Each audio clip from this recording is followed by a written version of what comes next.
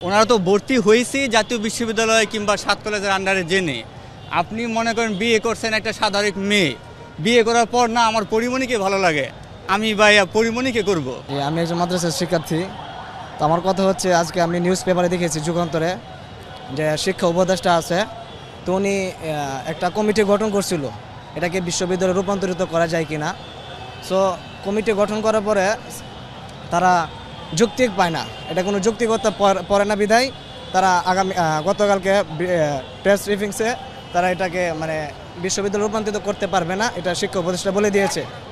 তো আমি বলতে চাই, তারা হচ্ছে তরুণ প্রজন্ম, তারা ভবিষ্যতে দেশকে তারা নেতৃত্ব দেবে।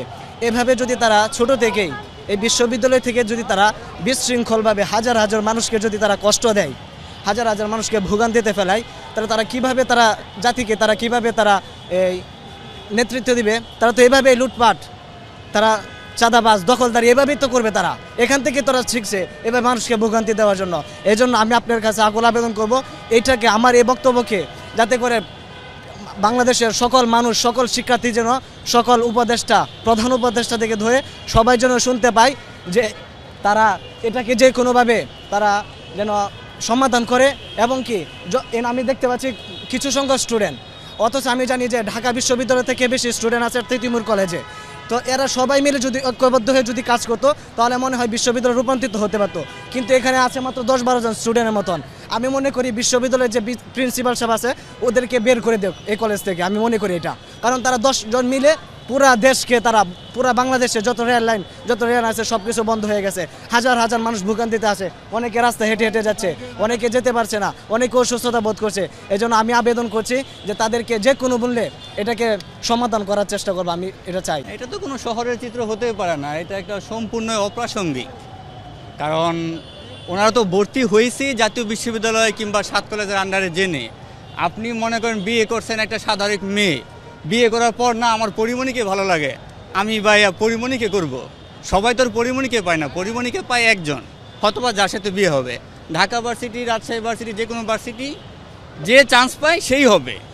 এটা পায় না বিদায় আমার বাংলাদেশের স্টুডেন্টদের সংখ্যা অনেক, তাদেরকে একটা ব্যবস্থা করার জন্য এই তিতুমিরের আলাদা করা হয়েছে। এবার শুধু এটা না, আরও অন্যান্য করা হয়েছে। তো সেক্ষেত্রে ওদের দাবি করতে পারে, সেক্ষেত্রে আরও এইভাবে না।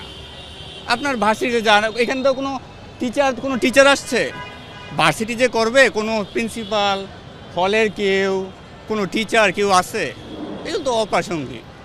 তো ওনারাও স্টুডেন্ট, সবারই বোঝা উচিত যে আসলে এইভাবে হজবরল করে আসলে কোনো আন্দোলন হয় না। হ্যাঁ, ওনারাও যুক্তি দেখায় যে কিছুদিন আগেও হয়েছিল, আন্দোলন করতে গেলে জনগণকে কিছু কষ্ট লাঘব করতে হয়, ওগুলো ছিল বৃহত্তর স্বার্থ।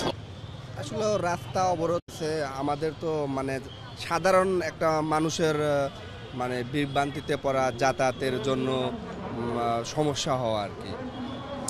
আমরা অফিসে ঠিক মতো যাইতে পারতেছি না, বা সময় মতো অফিসে মুভ করতে পারতেছি না। আমরা তো একটা বিভ্রান্তিতে পড়ে যাই। রাস্তা অবরোধ করলে আমাদের তো সাধারণ জনগণের ঝামেলা সৃষ্টি হয়। সাফার কি, আমরা শুধু না, সারা দেশবাসী সাফার করতেছে।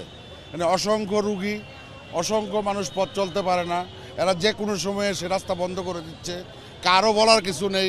ইভেন এখন দেখছি পুলিশ প্রোটেকশনে তারা এখানে রেল লাইন বন্ধ করে রাখছে, আপনারা নিজেরাও দেখতেছেন।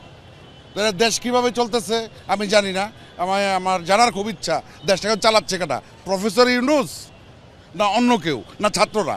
ডাইরেক্ট বলে দিলেই হয়, আমরা জানতে চাই।